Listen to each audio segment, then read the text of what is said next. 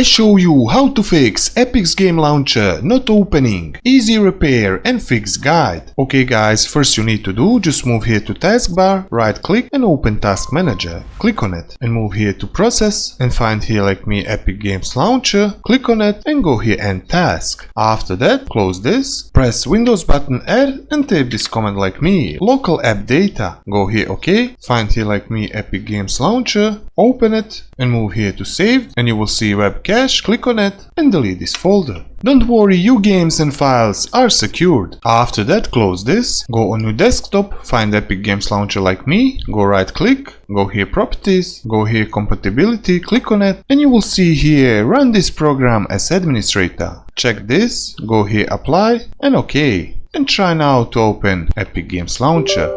Go yes, and everything looks so fine and good. And that's it all guys for this video, how to fix Epic Games Launcher not opening, fix and repair Epic Games. If you find this guide useful, like and subscribe to the channel and I see you in the next video.